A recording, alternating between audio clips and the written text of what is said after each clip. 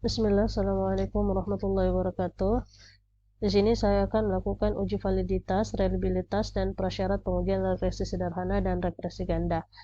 Adapun data yang sudah saya sediakan adalah data motivasi belajar, waktu belajar, dan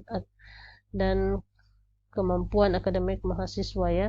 Jadi yang pertama-tama kita menguji validitas dan reliabilitas dari motivasi belajar.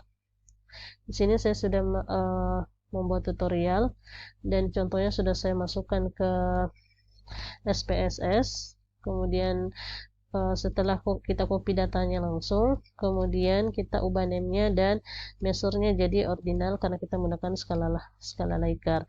Nah, kemudian untuk menguji validitasnya itu kita pilih analyze, kemudian correlation, kemudian bivariate, kemudian kita masukkan semuanya ke dalam variabel, kemudian kita klik OK.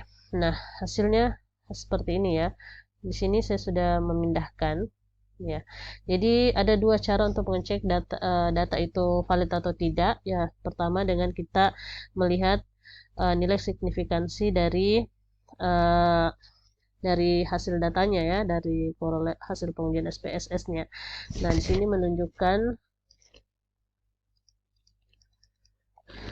sini menunjukkan bahwa dari hasil SPSS yang dapat dilihat nilai signifikansi diperoleh ada beberapa pertanyaan dalam instrumen yang tidak valid, yaitu nomor 4 dan nomor 5.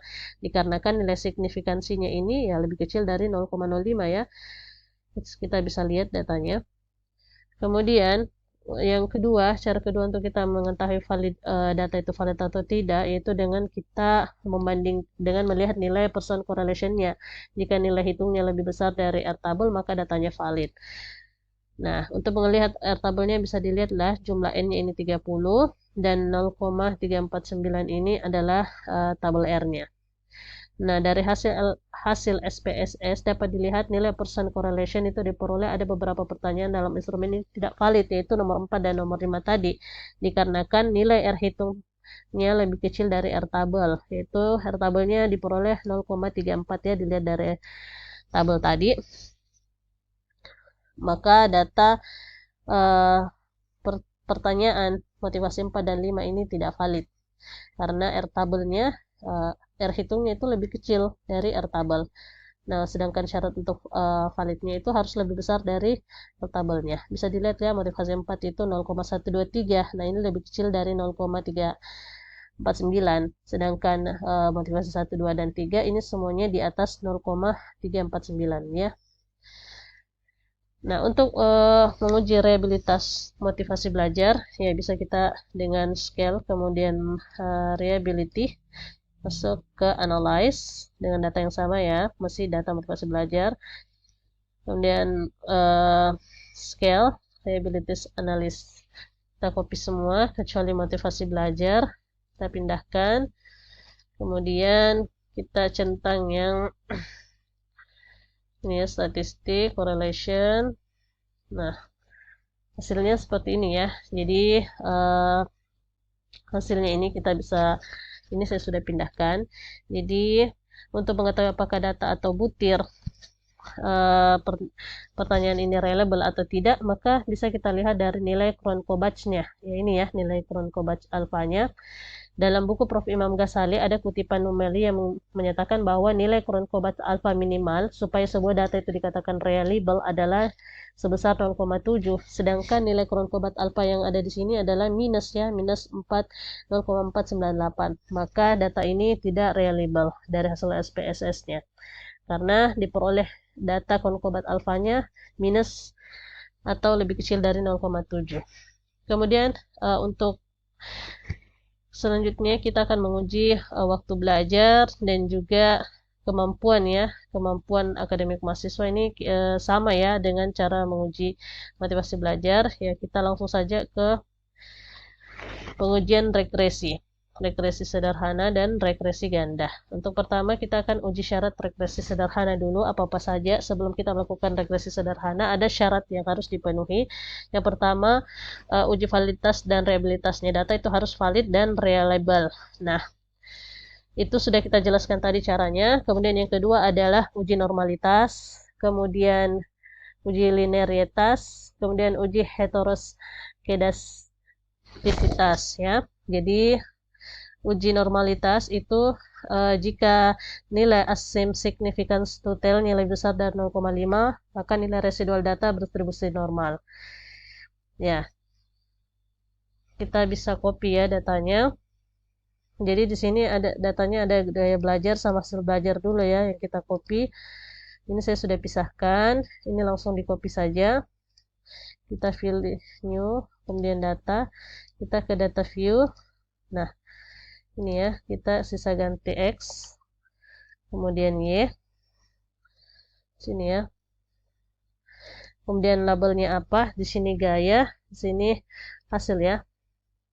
Nah, kemudian kita pertama-tama sebelum kita menguji normalitas itu kita dulu menguji nilai residualnya. Kita membuat nilai variabel baru itu menentukan nilai residual. Yaitu caranya dengan cara kita regression kemudian linear, kemudian kita masuk ke sini. Ya, saya akan contohkan. Jadi ke data view, analyze, regression, linear. Nah, gaya ini kita pindahkan ke independen, variabel bebas. Hasil ini dependen, variabel terikat. Kemudian kita pilih save, kemudian pilih centang yang ini. Nah, kemudian kita oke. Nah, ini kita kesampingkan dulu, kita fokus ke nilai restnya. Ini sudah kita dapat restnya. Kemudian kita akan menguji normalitasnya ya, dengan cara kita non-parametric test ya. Nah, caranya itu untuk menguji reliabilitas, kita masuk ke analyze, kemudian non-parametric, kemudian legal diagonal, kemudian sampel. Nah, ini kita masukkan ke sini. Kemudian oke. Nah, untuk nilai reliabilitas dari hasil SPSS ini ya on one simple, sama ya hasilnya. Nah, ini saya pindahkan saja ke sini, kita akan bahas. Nah, jadi berdasarkan hasil SPSS ini ya, data tersebut dinyatakan berdistribusi tidak normal ya karena nilai signifikansinya lebih kecil dari 0,05. Bisa dilihat ya, asen signifikansinya tadi dikatakan normal itu ketika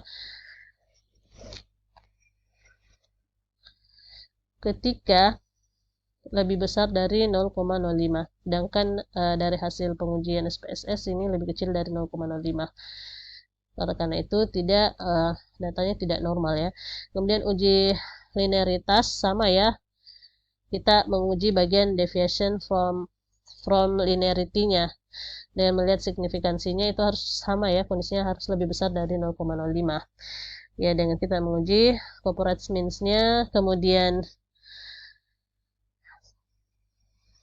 option, kemudian tes. Oke. Kita ke sini ya, kemudian analyze, kemudian corporate means, kemudian gaya ini kita pindahkan ke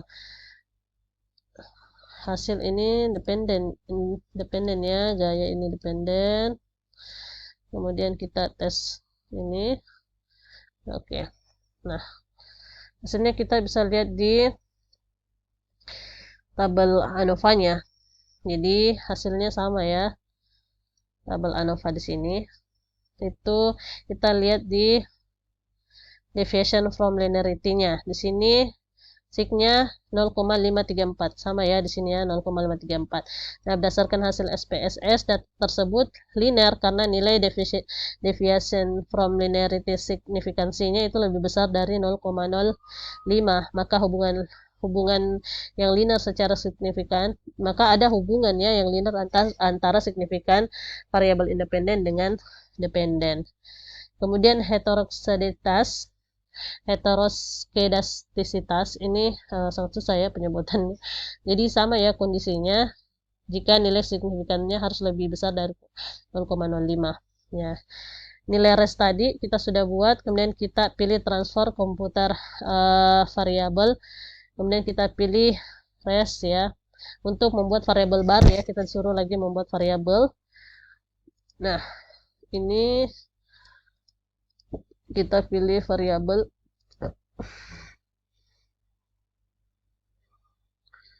Ya, kita bahas di sini saja ya.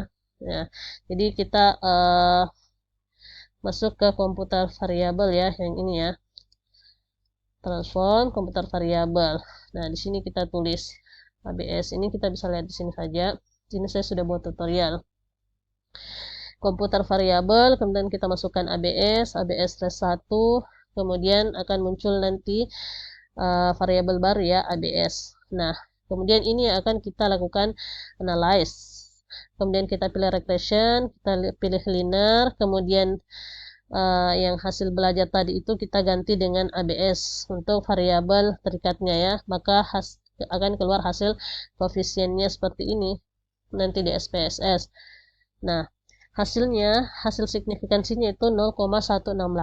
Nah, berdasarkan hasil SPSS data tersebut tidak terjadi gejala heteroskedastisitas karena nilai signifikansinya ini lebih besar dari 0,05, maka tidak terjadi gejala.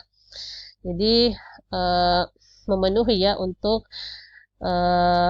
uji heteroskedastisitasnya ya. Jadi kesimpulannya, gaya belajar X1 terhadap hasil belajarnya itu berdasarkan beberapa ujian yang dilakukan, maka data ini tidak memenuhi syarat uji klasik karena tidak bisa lanjut ke uji regresi sederhana dikarenakan pada uji normalitas data ditemukan tidak normal, yaitu nilai signifikannya lebih kecil dari 0,05. Nah, untuk uji regresi sederhana untuk lingkungan belajar dan hasil belajar itu sama ya caranya. Kita langsung masuk ke uji regresi berganda. Jadi sama ya, uji regresi ganda tentu harus kita uji validitasnya, reliabilitasnya juga sama dengan yang sudah dijelaskan, asumsi klasiknya juga sama ya dengan regresi sederhana. Kemudian untuk di uji regresi ganda itu ada tambahan uji F simultan, koefisien determinasi, kemudian ada uji hipotesis, uji T, hipotesisnya ya. Jadi di uji F simultannya itu pengambilan keputusannya itu jika nilai signifikannya lebih kecil dari 0,5 atau F hitungnya lebih besar dari F tabel, maka terdapat pengaruh variabel X secara simultan terhadap Y. Nah, jika tidak, maka sebaliknya. Nah, ini rumus untuk menentukan T tabel. Ini dari hasil, saya langsung bacakan ya. Berdasarkan hasil output di atas diketahui nilai signifikansi pengaruh X1 dan X2 secara simultan terhadap Y adalah sebesar 0,527. Nah, ini lebih besar dari 0,05 dari alfa 0,05 dan nilai hitungnya itu lebih besar, F hitungnya 0,652, lebih kecil dari F tabel yaitu 3,26 ya. Sehingga dapat disimpulkan bahwa H3 ini ditolak ya. Berarti tidak berpengaruh antara X1 dan X2 secara simultan terhadap Y. Ya, karena syaratnya itu F hitung itu harus lebih besar dari F tabel, sedangkan F hitung kita lebih kecil dari F tabel. Kemudian nilai signifikansinya juga lebih besar, dan seharusnya itu nilai signifikansinya lebih kecil dari 0,05. Ya, bisa dilihat. Untuk uji T, hipotesis parsial, nah harusnya saya jelaskan dulu ini ya, tetapi karena posisi tutorialnya ini yang di luar yang saya jelaskan posisinya, oleh tidak apa-apa ya. Jadi kita uji T hipotesis. Nah, di uji T itu pengambilan keputusannya jika nilai signifikannya lebih kecil dari 0,05 atau T hitungnya lebih besar dari T tabel, maka terdapat pengaruh variabel X terhadap Y.